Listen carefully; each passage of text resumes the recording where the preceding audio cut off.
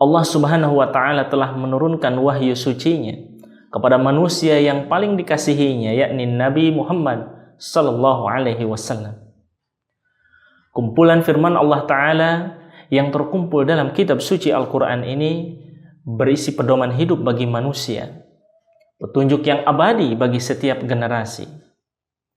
Setiap surah, bahkan di setiap hurufnya, memiliki makna yang sangat mendalam yang akan menyampaikan pada keselamatan dan kebahagiaan dunia dan akhirat.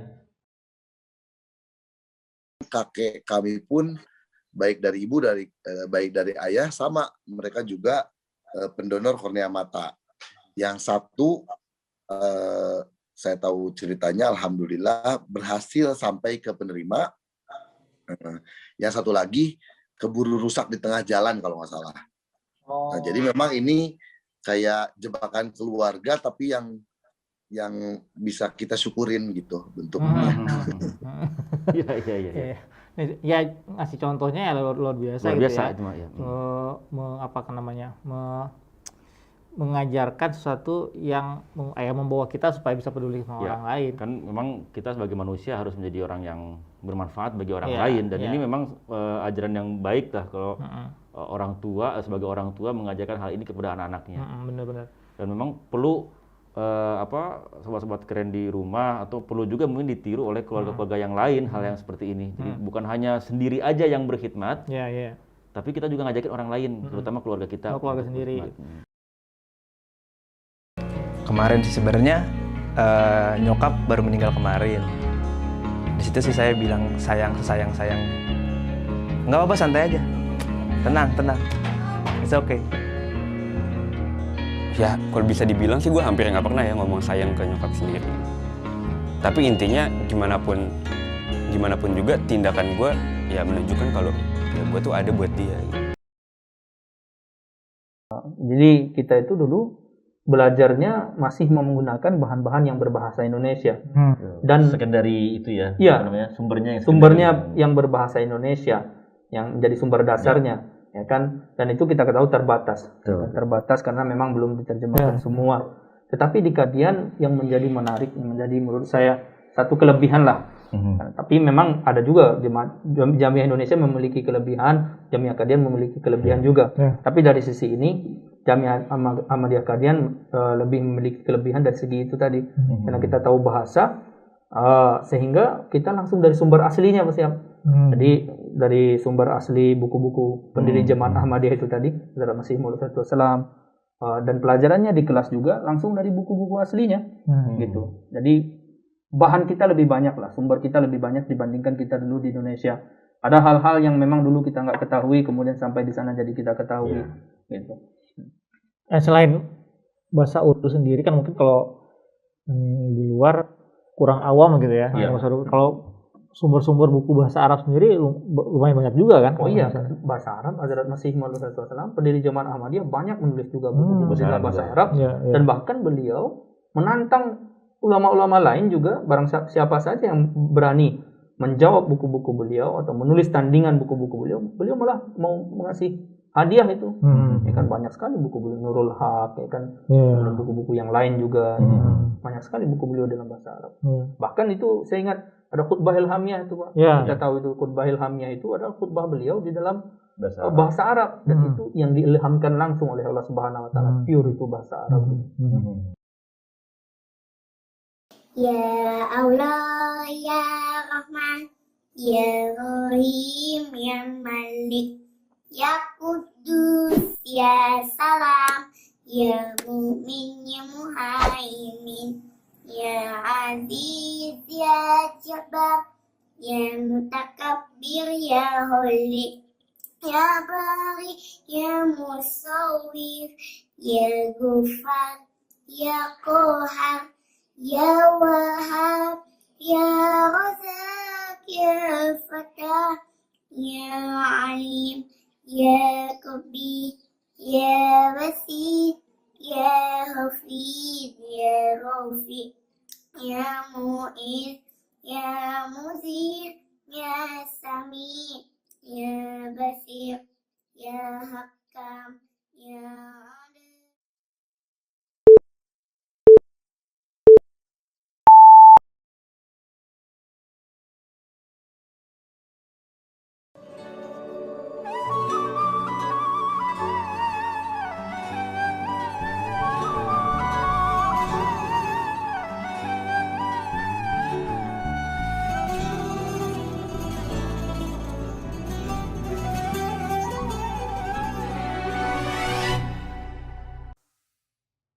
Assalamualaikum warahmatullahi wabarakatuh.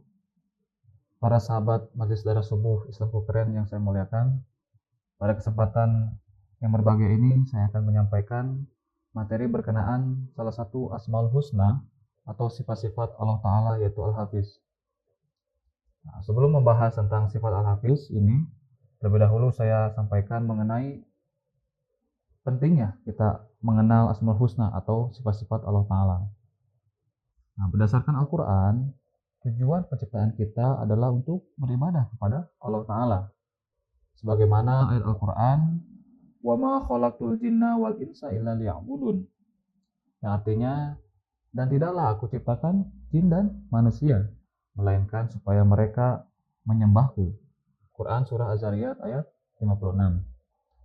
Filosofi beribadah kepada Sang Pencipta adalah untuk menciptakan satu hubungan antara Allah dan ciptaannya, yang mana hanya dapat terjadi ketika seseorang mengetahui dan memahami sifat-sifat Allah Ta'ala.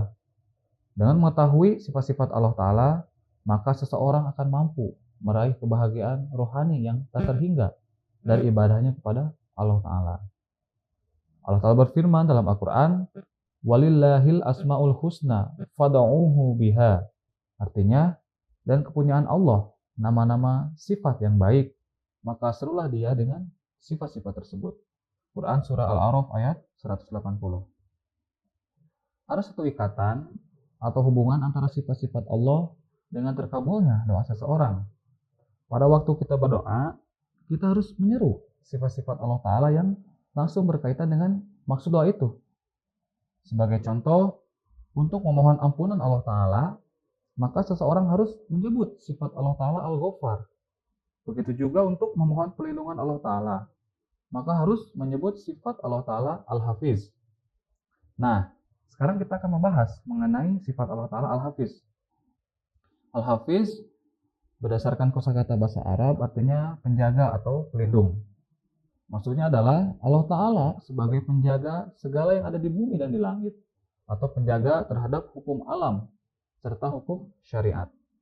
Sebagaimana Allah Ta'ala berfirman, Inna Rabbi ala kulli syai'in hafidh, yang artinya sesungguhnya Tuhanku adalah maha pemelihara atau penjaga segala sesuatu. Quran surah Hud ayat 57. Perlu diketahui bahwa sifat Allah Al-Hafiz ini berkaitan erat dengan sifat rububiyat dan sifat Al-Qayyum.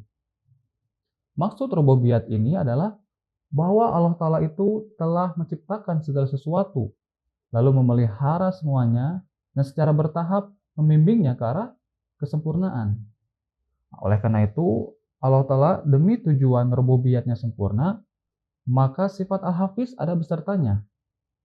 Allah Ta'ala adalah zat yang memelihara dan menjaga serta mengembangkan lalu menyempurnakan segala sesuatu yang ada di alam semesta. Begitu juga dengan tujuan terpenuhinya syariat agama atau penjagaan ketauhidan dari segala syirik yang muncul. Maka Allah telah mengutus para nabi supaya menjaga kesucian dan kemurnian agamanya. Sebagaimana Allah Ta'ala berfirman, Kataballahu la'aglibanna ana wa rusuli. Artinya Allah telah menetapkan aku dan rasul-rasulku pasti akan menang. Quran surah Al-Mujadalah ayat 21. Kita lihat bahwa seorang rasul yang datang dari sisi Allah, maka mereka semua mendapatkan penjagaan dan pertolongan serta kemenangan dari Allah Ta'ala. Salah satu contohnya adalah peristiwa hijrahnya Nabi Muhammad SAW ke Madinah. Ketika orang-orang kafir Quraisy ingin membunuh beliau SAW, maka beliau SAW diberitahu oleh Allah Ta'ala supaya melarikan diri dan meninggalkan Mekah. Dan beliau SAW berangkat bersama Hazrat Abu Bakar radhiyallahu anhu. Pada akhirnya sampai bersembunyi di Gua Sur dan selamat dari kejaran orang-orang kafir Quraisy. Ini merupakan tanda dari sifat Allah Ta'ala Al-Hafiz yang diperlihatkan kepada Rasulullah SAW. Al-Hafiz adalah yang memelihara segala sesuatu dari kemusnahan dan kerusakan dan memelihara amal perbuatan hamba-hambanya sampai akhirnya diberi ganjaran dengan karunia dan anugerahnya. Dalam arti lain, Al-Hafiz ialah zat yang memelihara makhluk dari semua bencana di alam dunia dan di akhirat. Nah, secara makna, Al-Hafiz artinya yang menjaga dari kehancuran, yang sangat teliti dan tidak pernah lupa serta bertanggung jawab. Adapun bentuk-bentuk penjagaan dari Allah Ta'ala, diantaranya yang pertama, Allah menjaga semua amal ibadah hambanya. Allah Ta'ala mengutus para malaikat untuk mencatat semua amal ibadah yang hambanya kerjakan. Allah menjaga amalan manusia dengan mencatat seluruh amalan tersebut, baik berupa amalan anggota badan, lisan, bahkan niat yang terbesit di dalam hati manusia. Karena tidak ada sesuatu pun yang tersembunyi dari Allah. Sebagaimana Allah berfirman, wa inna alaikum lahafidhin kiraman katibin ya'lamuna ma taf'alun. Artinya, dan sesungguhnya ada pengawas-pengawas atasmu, pencatat-pencatat yang mulia. Mereka mengetahui apapun yang kamu kerjakan. Quran surah Al-Infitor ayat 10-12. Yang kedua, Allah menjaga pendengaran dan penglihatan manusia agar bisa bersaksi di hari kiamat. Sebagaimana Allah Ta'ala berfirman, hatta iza ma ja'uha syahida alaihim sam'uhum wa absaruhum wa juluduhum bima kanu ya'malun. Artinya, hingga apabila mereka sampai kepadanya, telinga, mata, dan kulit mereka menjadi saksi menentang mereka mengenai apa yang mereka kerjakan. Dalam Quran surah Hamim Sajdah ayat 20. Yang ketiga, Allah menjaga hambanya dari sesuatu yang dibenci. yakni Allah sudah menjamin bahwa tidak ada satu jiwa pun yang tanpa penjaga. Allah Al-Hafiz yang maha menjaga hambanya dari kebinasaan, yaitu Allah menjaga makhluknya dari hal-hal buruk yang dapat menimpa manusia dan membinasakannya. Sebagaimana Allah berfirman, lahu mu'aqibatum min baini yadayhi wa min khalfihi yahfazunahu min amrillah. Artinya, bagi manusia ada malaikat-malaikat yang selalu mengikuti bergiliran di muka dan di belakangnya. Mereka menjaganya atas perintah Allah. Dalam Quran surah Ar-Ra'd ayat 11. Lalu, sebagaimana Allah berfirman juga, in kullu nafsin lamma 'alaiha hafiz. Artinya, tiada suatu jiwa pun melainkan mempunyai penjaga atas dirinya. Quran surah At-Tariq ayat 4. Yang keempat, Allah menjaga langit dan bumi. Allah Ta'ala menjaga langit supaya tidak runtuh, menjaga bumi agar tidak berguncang, dan menjaga manusia serta makhluk-makhluk lainnya dapat hidup dengan baik. Nah, sebagaimana Allah berfirman, wala ya'uduhu hifzuhuma. Artinya, dan Allah tidak merasa berat memelihara keduanya. Quran surah Al-Baqarah ayat 255. Dan juga sebagaimana Allah berfirman, innallaha yumsikus samawati wal ard antazula. Artinya, sesungguhnya Allah menahan seluruh langit dan bumi supaya keduanya jangan sampai menyimpang dari posisinya. Quran surah Fatir ayat 41. Dan yang kelima adalah Allah menjaga rizki manusia. Nah, sebagaimana Allah berfirman, Allahu yarzuquha wa iyyakum. Artinya Allah yang memberi rizki kepadanya dan kepadamu. Quran surah Al-Ankabut ayat 60. Nah, perlu diketahui bahwa Allah Ta'ala itu mempunyai sifat-sifat yang bisa dikopi atau sifat-sifat yang menyerupai beberapa sifat manusia yang dinamakan dengan sifat tashbihiyat. Dan ada juga beberapa sifat yang tidak bisa dikopi oleh manusia atau sifat-sifat yang mutlak hanya Allah Ta'ala sendiri yang punya. Dan ini dinamakan dengan sifat tanzihiyat. Nah, begitu juga mengenai sifat Allah Ta'ala Al-Hafiz ini, maka sifat ini termasuk yang bisa dikopi oleh manusia. Bagi seorang hamba yang meneladani nama Al-Hafiz, maka akan berusaha untuk memelihara kehormatannya, sehingga tidak jatuh kepada kenistaan. Juga memelihara hatinya, lisannya, dan perilakunya agar tidak menyakiti orang lain. Ia akan selalu menjaga diri supaya tidak menerjang larangan Allah Ta'ala. Juga menjaga keistiqomahan dalam beribadah kepada Allah dan hubungan baik dengan sesama, serta memelihara kedamaian dan kerukunan dalam hidup bermasyarakat. Bahkan, ia akan selalu menjaga kelestarian lingkungan dan alam semesta dari kerusakan dan kehancuran. Inilah sedikit gambaran bagaimana manusia itu juga mempunyai tanggung jawab untuk memperlihatkan sifat Al-Hafiznya. Di sini saya akan menyampaikan beberapa perintah Al-Quran berkenaan manusia itu harus menjadi Al-Hafiz. Di antaranya, pertama, perintah menjaga sholat. Sebagaimana Allah berfirman, Hafizu 'alas sholawati was sholatil wusta. Artinya peliharalah sholat dan khususnya sholat yang tengah-tengah. Quran surah Al-Baqarah ayat 238. Lalu ada wahum ala sholatihim yuhafizun. Artinya dan mereka senantiasa memelihara sholat mereka. Quran surah Al-An'am ayat 92. Lalu ada wallazinahum ala sholawatihim yuhafizun. Artinya dan mereka yang memelihara sholat-sholatnya. Quran surah Al-Mu'min ayat 9. Kedua adalah perintah menjaga batas-batas Allah Ta'ala. Nah, sebagaimana Allah berfirman, wal hafizuna li hududillah. Artinya dan yang menjaga batas-batas yang ditetapkan Allah. Quran surah At-Taubah ayat 111. Ketiga adalah perintah menjaga kesucian farji. Nah, sebagaimana Allah berfirman, wallazina hum li furujihim hafizun. Artinya dan mereka yang menjaga kemaluannya. Quran surah Al-Mu'minun ayat 5. Keempat adalah perintah menjaga lisan. Sebagaimana Allah berfirman, ma yalfidhu min qaulin illa ladaihi raqibun atid. Artinya ia tidak mengucapkan sepatah kata pun melainkan di sisinya ada malaikat pengawas yang siap mencatatnya. Quran surah Qaf ayat 18. Begitupun di dalam hadis disebutkan salamatul insan fi hifzil lisan. Artinya keselamatan manusia bergantung pada kemampuannya menjaga lisan. Hadis riwayat Bukhari.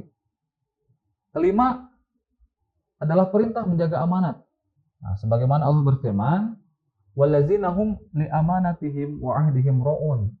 Artinya dan mereka yang memelihara amanat-amanat dan perjanjian-perjanjiannya. Quran surah Al-Mu'minun ayat 8. Keenam adalah perintah menjaga Al-Quran. Nah, sebagaimana Allah berfirman, inna nahnu nazzalna dzikra wa inna lahu lahafizun. Artinya, sesungguhnya kamilah yang telah menurunkan Al-Quran ini dan sesungguhnya kamilah penjaganya. Quran surah Al-Hijr ayat 9. Itulah beberapa perintah yang diberikan kepada manusia yang terdapat di dalam Al-Quran. Bahwasanya manusia itu menjadi Al-Hafiz atau penjaga terhadap beberapa hal. Intinya adalah bahwa manusia itu sendiri tidak bisa lepas dari hubungan dengan Allah Ta'ala yang kita sebut sebagai hablum minallah, dan juga hubungan dengan sesama manusia yang disebut hablum minannas. Berkaitan dengan hablum minallah, maka Hazrat Masih Maud alaihissalam bersabda, orang berdosa adalah dia yang di dalam hidupnya memutuskan hubungannya dengan Allah Ta'ala. Dia diperintahkan supaya menjadi milik Allah Ta'ala dan supaya menetap bergaul bersama para siddiqin. Tetapi dia menjadi hamba hawa nafsu dan selalu berteman dengan orang-orang jahat serta para musuh Allah dan Rasul. Dari tingkah lakunya, dia memperlihatkan seakan-akan dia telah memutuskan hubungan dengan Allah Ta'ala. Ini adalah suatu sunatullah, yakni kemana saja manusia melangkahkan kaki, maka dia semakin jauh dari arah yang berlawanan. Dia memisahkan diri dari Allah Ta'ala lalu menjadi hamba hawa nafsunya, maka Allah menjadi jauh darinya. Semakin kuat hubungan dengan Allah, maka semakin berkurang pula hubungannya dengan hawa nafsu. Jadi, jika manusia melalui amalan menzahirkan ketidakpedulian terhadap Allah Ta'ala, maka pahamilah bahwa Allah Ta'ala juga tidak peduli terhadapnya. Dan jika manusia menjalin hubungan kecintaan terhadap Allah Ta'ala dan tunduk kepadanya bagai air yang mengalir, maka pahamilah bahwa Dia Maha Pengasih. Allah Ta'ala cinta kepadanya melebihi orang yang mencintai.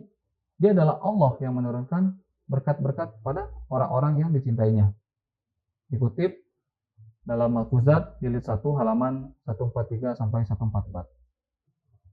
Nah, berkenaan dengan hablum minannas, Hazrat Khalifatul Masih Al-Khamis Aidallahu Ta'ala bin Nasir Aziz bersabda, panutan hakiki umat Islam adalah Al-Quran yang diturunkan kepada Nabi Muhammad SAW.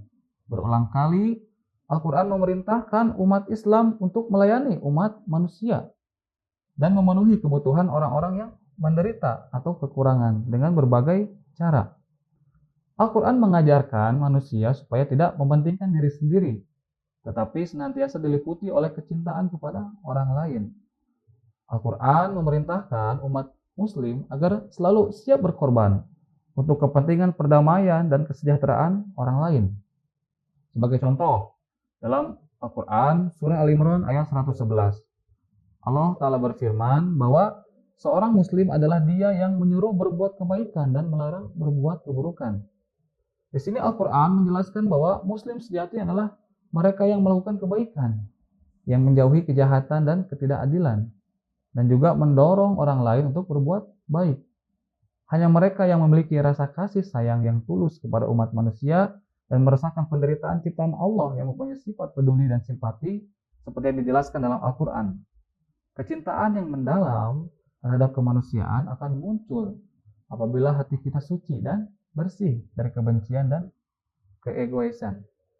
Di dalam surah Al-Baqarah ayat 83, Allah memerintahkan umat Islam supaya berkata dengan baik setiap saat, bertenggang rasa terhadap orang lain, menyayangi dan melindungi anggota masyarakat yang lemah, seperti anak-anak yatim, orang-orang miskin, atau kemelaratan. Nah, selanjutnya di dalam Quran surah Az-Zariyat ayat 19, Al-Quran menyatakan tanda Muslim sejati adalah ia yang peduli kepada sesama manusia, memberikan penghiburan dan bantuan kepada mereka yang membutuhkan, baik mereka meminta atau tidak meminta. Jadi seorang Muslim tidak hanya menunggu orang lain meminta bantuan kepadanya, tetapi kewajibannya untuk mengetahui bahwa seseorang sedang mengalami kesulitan. Kemudian ia memberikan bantuan yang diperlukan untuk menyelesaikan kesulitan atau permasalahan mereka. Nah, selanjutnya dalam surah Al-Balad ayat 14-16 disebutkan bahwa umat Islam diperintahkan untuk memberi makan orang-orang yang kelaparan, menunjukkan simpati dan kasih sayang kepada anak yatim, dan membantu siapapun yang membutuhkan, terutama mereka yang hidup dalam kemiskinan atau orang-orang yang lemah. Umat Islam diajarkan untuk menjadi orang yang memberikan kenyamanan dan kasih sayang kepada orang-orang yang kurang mampu dan meringankan beban mereka. Umat Islam memiliki kewajiban membantu orang-orang yang kurang mampu sampai mereka dapat hidup mandiri, bermartabat dan terbebas dari situasi keputusasaan. Sebagai ganjarannya, Al-Quran menyatakan bahwa mereka akan dianugerahi dengan peningkatan iman yang kemudian akan membawa mereka lebih dekat kepada Allah dan menjadikan mereka sebagai penerima ridho-Nya. Begitu juga dalam surah Al-Baqarah ayat 195. Al-Quran menyatakan bahwa jika seseorang ingin selamat dari kehinaan, kebinasaan, dan keburukan, maka ia harus menjadi orang berbuat baik kepada orang lain dan dermawan tanpa pamrih. Surah An-Nisa ayat 36 menjelaskan bahwa umat Islam harus peduli kepada tetangganya dan kembali menegaskan bahwa kewajiban seorang muslim sejati adalah memenuhi hak-hak mereka yang membutuhkan dan yatim piatu. Al-Quran memerintahkan umat Islam supaya berbuat kebajikan dan memperlakukan orang-orang terdekat mereka dengan cinta, sabar, dan kasih sayang. Sebagai contoh, apabila seorang muslim mempunyai pegawai di tempat kerja, mereka harus memperlakukannya dengan kebaikan dan kemurahan hati. Selanjutnya dalam surah Muhammad ayat 38, Allah memerintahkan umat Islam untuk membelanjakan harta mereka untuk membantu orang lain. Mereka yang tidak bersedia melakukan hal tersebut dianggap sebagai bakhil. Dan Al-Quran menegaskan bahwa orang-orang yang bakhil tidak disukai oleh Allah, menjadikan jiwa mereka gelap. Nah, ayat-ayat di atas dengan jelas menggambarkan bahwa pondasi dan landasan utama Islam adalah berbuat baik kepada manusia. Tujuan disampaikan kutipan Al-Quran tersebut adalah supaya kita semua mengetahui bahwa Islam tidaklah seperti yang digambarkan oleh media. Islam bukanlah agama ekstremisme, kekerasan, atau terorisme. Sebaliknya Islam adalah agama cinta, kasih sayang, dan toleransi.